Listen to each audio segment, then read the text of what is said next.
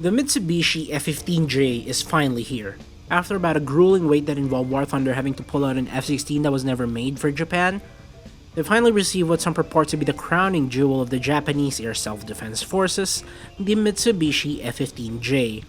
In War Thunder, the F-15J has the honor of receiving the first indigenous air-to-air missile from Japan, the AAM-3. Currently, the flight model is very similar, if not a copy-paste of the Python 3. Like the AIM-9M, the AAM-3 has a low-smoke motor and IRCCM. It sits at rank 4 of the F-15J's modifications tree right after the AIM-9M.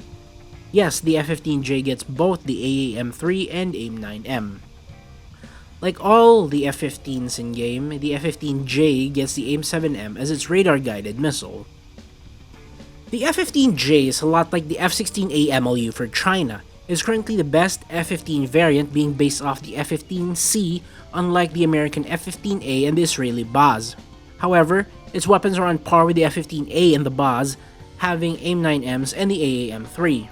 While the names are still placeholders, the F-15J should receive the AN/APG-63 V1 radar along with the newer Ishikawa-jima Harima Industries IHI-220E engines, a license-built copy of the Pratt & Whitney F-100 PW-220E.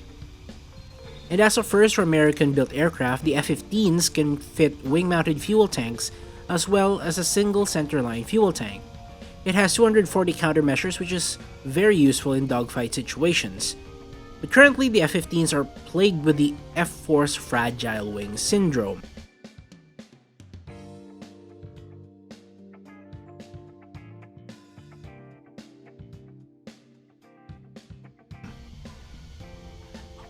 Hopefully, by the time that the update goes live, the wing brake mechanic on the F-15 gets tapered off a bit because it's a bit broken right now. But as always, dev server is always subject to change. The salient point I'd like to make with this video is the very nature of certain tech trees in War Thunder. Because each nation has unique political and historical experiences that reflect on their military procurement, this is reflected in War Thunder's way of forming tech trees for each nation. Certain nations, such as the USSR and the United States, both being powerhouses in production, technology, and political influence, had free reign to experiment, design, and produce as much aircraft as they could. That means in War Thunder, America and the USSR will always have aircraft to fill a specific battle rating bracket. Sure, there are times they skip a few battle ratings or two, but there will always be US aircraft in any matchmaker. The same with the Soviets, that's why you get to see US and Soviet aircraft in both teams at top tier. So when these nations get a new top tier, it's almost always building onto technologies that were already in the game in much lesser form. For example, when the AIM-9M and R-73 were added for the F-16C and MiG-29 SMT, it was just improving on the AIM-9L and R-27T missile technology. Now, the F-15A introduces nothing new in the way of weapons for the United States. AIM-7M, AIM-9M, it'll just take what the F-16 has already given us in the way of air-to-air armament and just put more of it. The F-15A's radar will not have track-well scan or HMD technology, so while the weapons haven't changed, the avionics have arguably taken a step back. The Su-27 is in the same boat, just introducing vastly more ordnance than the MiG-29, but this time with a better radar. In other words, it would be akin to what people would call the power creep. However, what happens when a certain nation doesn't have a steady stream of aircraft that slowly build on the previous capabilities? A nation like Italy that goes from F-104 to F-16 in one line, and a G91YS to a Tornado ADV in the other, you get what's called power leap. And unfortunately for some nations, it's impossible to avoid, especially with tanks. Eventually, I'll use these ideas to talk about other nations, but as this is an F-15J video, the main focus of this video is the Japanese tech tree. The F-15J comes after the F-4EJ Kai, which means if you ignored the F-16AJ, the F-15J would be the first actual 4th generation fighter a Japanese player would play. While the EJ Kai is not a bad preparatory aircraft for the F-15J, and tentatively they would just share the same BR bracket most of the time, the F-4EJ Kai plays far differently than the F-15J. The F-15J almost exceeds the F-4EJ in almost every aspect that effectively you're learning an entirely new plane than you're used to with the F-4EJ Kai. The EJ Kai is alright as a preparatory fighter for the F-15J because it teaches you the mechanic of top tier with radar missiles and modern all-aspect infrared missiles, but the similarities end there. From fuel management to airframe G limits, the F-15J is on a whole new level. My first few games with the F-15J involved learning how to not rip when turning with it, maximizing the AAM-3 range, and learning the limitations of the APG-63 radar. Though I should note landing and taking off in the F-15J is absolutely a breeze, even with the lack of drogue chutes compared to the F-16s. Then there's the AAM-3. It's kind of shocking to go from the AIM-9L to a missile that ignores flares in a head-on with 40 Gs of turn and a smokeless motor. The Python 3 still has flare susceptibility and the AIM-9M still has poor turn impulse off the rails. The R-73 is perhaps the only missile that could beat out the AAM-3, and even then the AAM-3 beats it in range and total kinetic energy.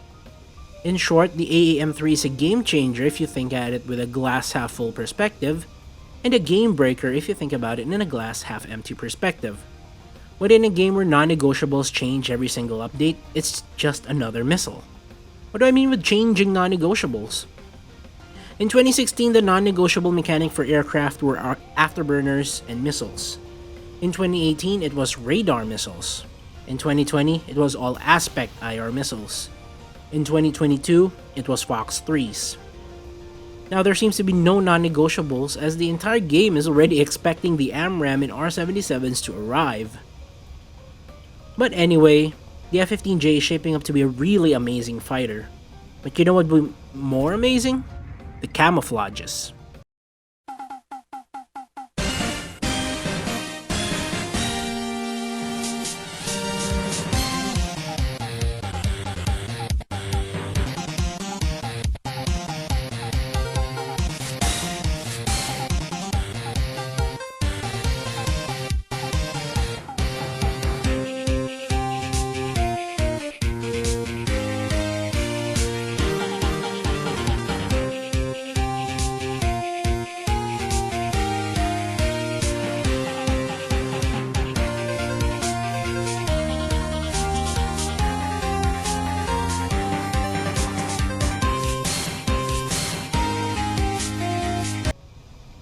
Back to power leaps, I said it's more obvious in tanks and you can tell again with the Japanese tech tree.